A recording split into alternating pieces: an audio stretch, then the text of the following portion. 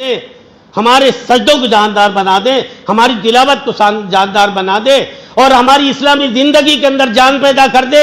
یہ اللہ سے دعا کر کے اپنے اندر تبدیلی پیدا کر کے ہماری نمازوں کو جاندار بنانے کی جب تک ہم کوشش نہیں کریں گے، ہماری عبادتوں کو جاندار بنانے کی جب تک ہم کوشش نہیں کریں گے، اس وقت تب اللہ اور رسول کے رضامندی کے مستحق ہم قرار نہیں دیے جا سکتے۔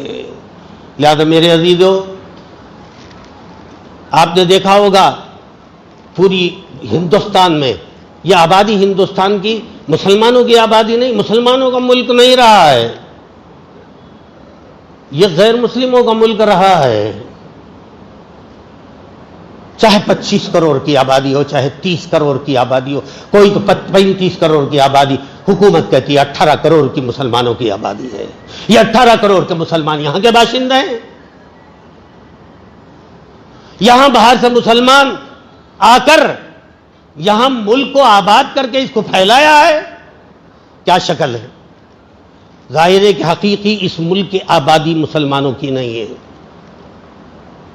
باہر سے کچھ لوگ آئے، راجا شاہوں کی لڑائیاں ہوا کرتی تھی، یہاں وہ آئے، یہاں کی عورتوں سے انہوں نے شادی کی، یا یہ کہ یہاں آنے کے بعد انہوں نے جو اسلامی زندگی گزاری، دینی زندگی گزاری، یہاں کے لوگوں نے، غیر مسلموں نے ان کی زندگی کو دیکھ کر متاثر ہو کر ان کے ہاتھ پر بیعت اسلام کیا، پھر اس کے بعد یہاں کی عورتوں سے انہوں نے نکاح کیا۔ اس طرح مسلمان نسل یہاں سے پھیلی ہے، عموماً یہی ہے۔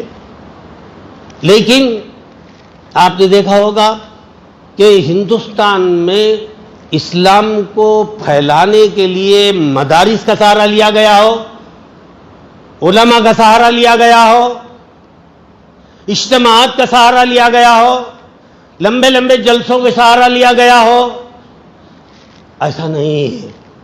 آپ نے دیکھا ہوگا جگہ جگہ مٹکے شاہ، جھاڑو شاہ، لوٹے شاہ، بچو شاہ، مزارات بنے ہوئے ہیں۔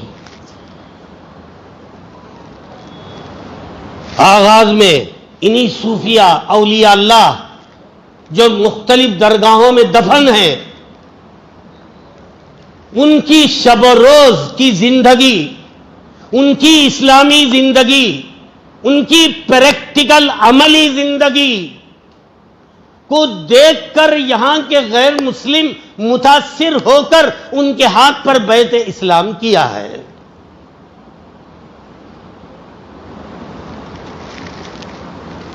سمجھے آپ؟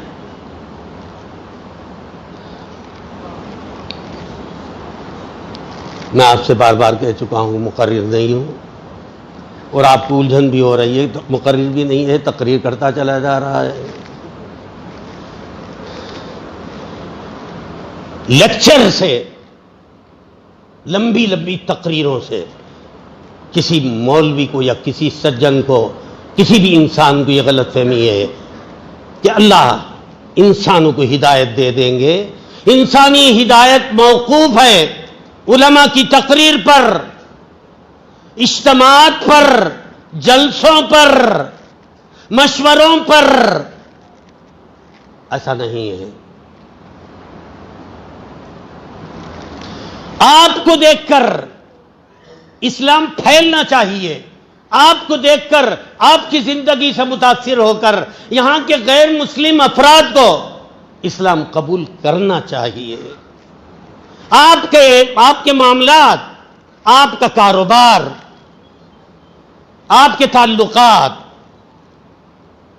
ہر طرح کی آپ کی دلچسپی کے امور، یہ سب کے سب اسلام کے مطابق ہے، جس میں آپ کی نفس کی خواہش کو دخل بالکل نہیں ہے۔ ایسی زندگی سے متاثر ہو کر ہندوستان کی اکثریت غیر مسلموں کی اقلیت میں تبدیل ہو جانی چاہیے تھی۔